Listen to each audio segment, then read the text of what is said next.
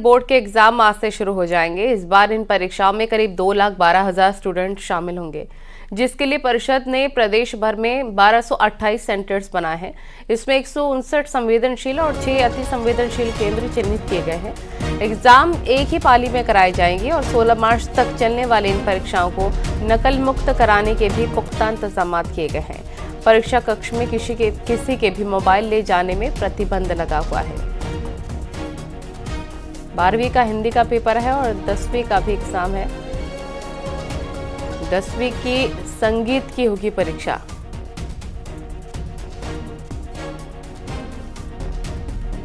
गोविंद पाटनी रामनगर से हमारे सहयोगी हमारे साथ लाइव जुड़ गए हैं। गोविंद, आज से एग्जाम शुरू हो रहे हैं।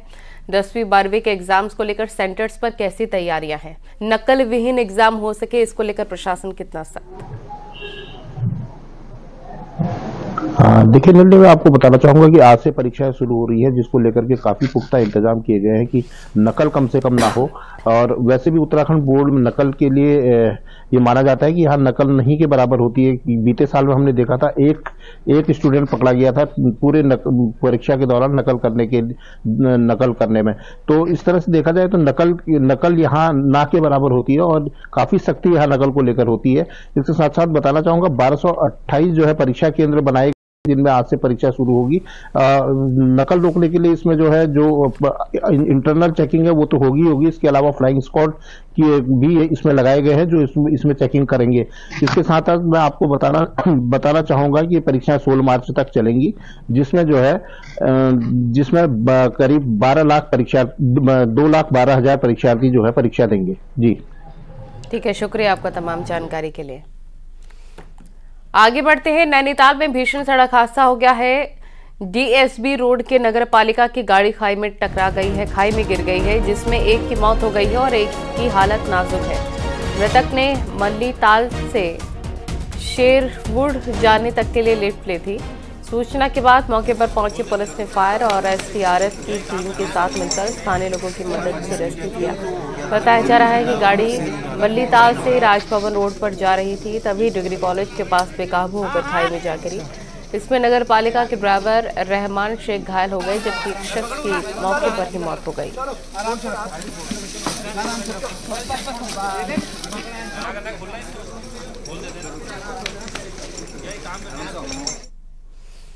और पौड़ी के जिला और सत्र न्यायालय ने अंकिता भंडारी मर्डर केस के मुख्य आरोपी पुलकित आर्य की कोर्ट ट्रांसफर की याचिका पर अपना फैसला सुरक्षित रख लिया है और अब कोर्ट अपना फैसला निर्धारित तिथि पर ही सुनाएगी। आपको बता दें कि अंकिता भंडारी केस के मुख्य आरोपी पुलकित आर्य ने कोर्ट द्वार के बजाय जिला एवं सत्र न्यायालय पौड़ी में केस ट्रांसफर की मांग की थी और इस पर एक याचिका भी दाखिल की थी। कोर्ट ने खुद पुलकित ने अपनी पैरवी की थी।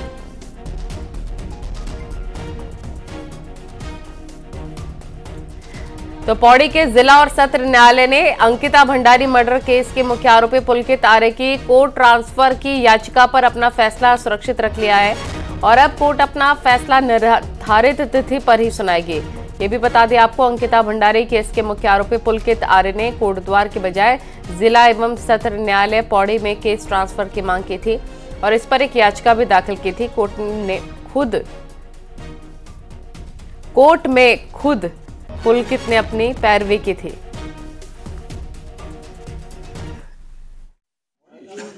वादी पक्ष की ओर से पहले भी ट्रांसफ़र की एप्लीकेशन लगाई गई थी जो यहाँ से निरस्त हुई थी, तो उन्हीं आधारों पर हमारा ये तर्क था कि इसके प्रार्थना पत्र पर भी कोई बल नहीं है और कोई ऐसी बातें उसमें नहीं लिखी गई थी कि जिनके आधार पर ट्रांसफ़र किया जा सके। ये तर्क हमने माननीय न्यायालय के समक्ष। और इस सीजन की चारधाम यात्रा में उत्तरकाशी की भारत चीन सीमा पर मोबाइल की घंटी बजेगी, जिसका फायदा सेना और पर्यटकों को मिलेगा। देखिए रिपोर्ट।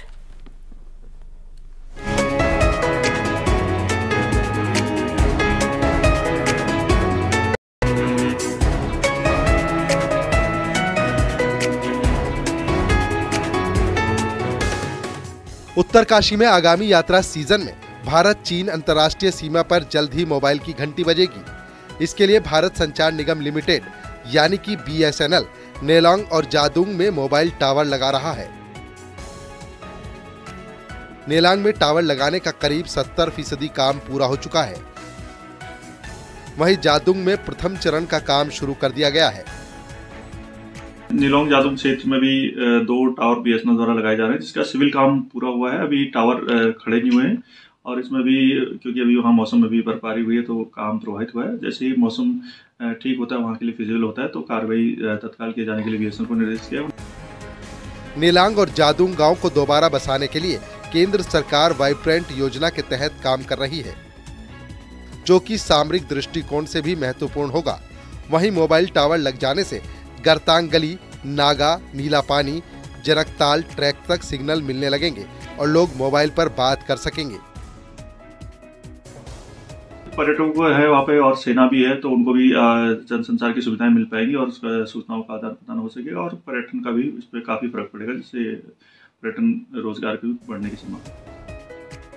ऊंचाई वाले क्षेत्रों में मौसम साफ होते ही टावर खड़े करने का काम भी शुरू कर दिया जाएगा और मोबाइल सेवाओं को शुरू किया जाएगा, जिसका फायदा सेना और सैलानी उठा सकेंगे। न्यूज़ 18 के लिए उत्तरकाशी से बलबीर परमार की रिपोर्ट।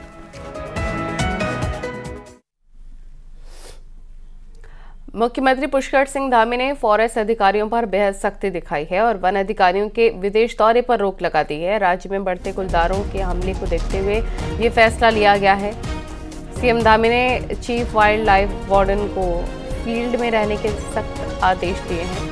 सीएम ने कहा कि अधिकारी फील्ड में रहें और क्विक रिस्पांस सिस्टम फील्ड में मौजूद रहें। उत्तराखंड में गुलदार के हमलों के बढ़ते मामलों के बीच मुख्यमंत्री पुष्कर सिंह धामी ने लगातार तीसरी बार फॉरेस्ट अफसरों को तलब कर कड़ा रुख अपनाया है। मुख्यमंत्री ने वाइल्ड लाइफ डिपार्टमेंट के सबसे top level officer chief wild life warden Sameer Sinha को खुद फील्ड में जाने के निर्देश देते हुए कहा, किसी भी दशा में कोई भी जनहानि नहीं होनी चाहिए। इसके लिए जो भी कदम उठाने पड़े उठाए जाएं।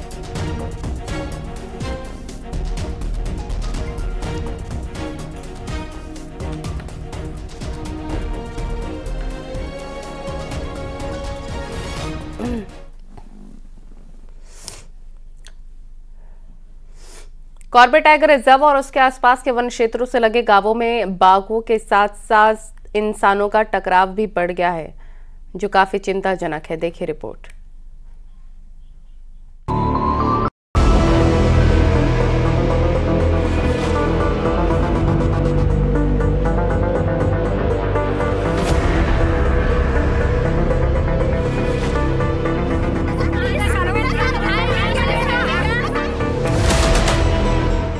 कॉर्बेट से लगे गांव हो या कॉर्बेट के इर्द गिर्द के दूसरे डिवीजन से लगे गांव हो, वहां बाघ के हमले बढ़ रहे हैं, जिससे वन्य जीव प्रेमियों के माथे पर भी बल पड़ गए हैं। दरअसल कॉर्बेट और उससे लगे फॉरेस्ट डिवीजन में बाघों की संख्या बढ़ गई है। ऐसा लगता है कि सीमित क्षेत्रफल में अधिक बाघों के होने के चलते ये घटनाएं बढ़ रही हैं। इसलिए वन्य जीव प्रेमी यहाँ के केयरिंग कैपेसिटी का निर्धारण करने की मांग कर रहे हैं, जिससे क्षमता से ज्यादा हो रहे बाघों के यहाँ से दूसरी जगह शिफ्ट किया जा सके। और विगत दिनों में जो घटनाएं घटित हुई हैं उसकी वजह से जो है और ज़्यादा चिंता का विषय है। इसके लिए वास्तव में एक कोई नीति निर्धारण होना चाहिए और पार्क कॉर्बेट नेशनल पार्क के इर्द गिर्द बाघों की संख्या बड़ी है और कोई निर्धारित धारण क्षमता का निर्धारण होने के बाद जो है यहाँ से जो है बाघों को हटाया जाना चाहिए। उधर कॉर्बेट प्रशासन का मानना है कि आबादी के आसपास घूम रहे आवारा मवेशी बाघों को आकर्षित कर रहे हैं,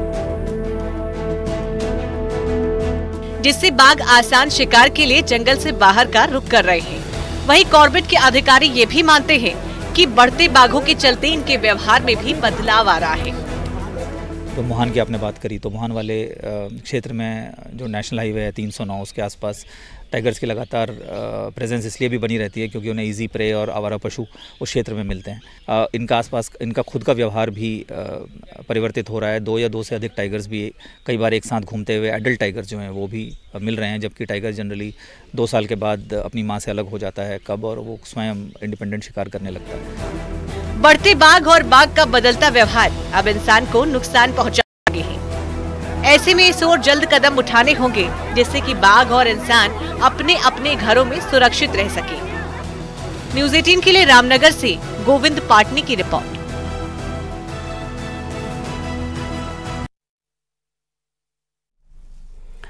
और अब आपको दिखाते हैं पहाड़ टॉप 10 न्यूज। विकासनगर के राजकीय महाविद्यालय डाकपत्थर में 4 दिन से छात्र अनशन पर बैठे थे। सोमवार को बीजेपी विधायक मुन्ना सिंह चौहान ने जूस पिलाकर छात्रों का अनशन तोड़वाया।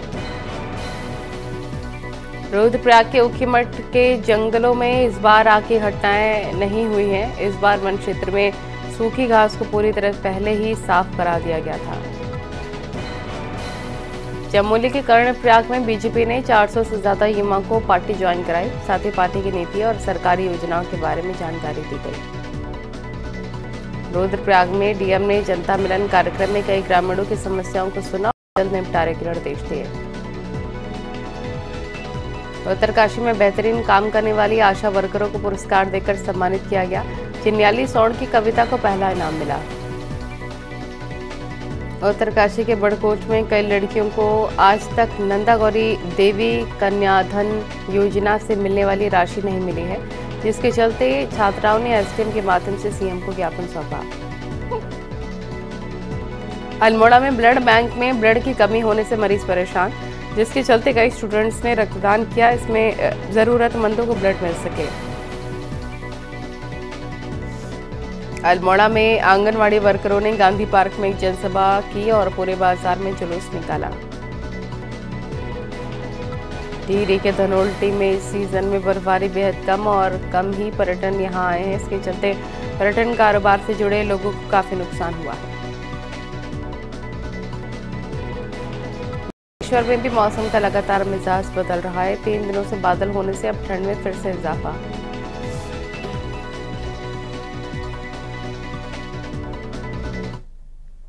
और यहाँ वक्त हो गया एक छोटे से ब्रेक का।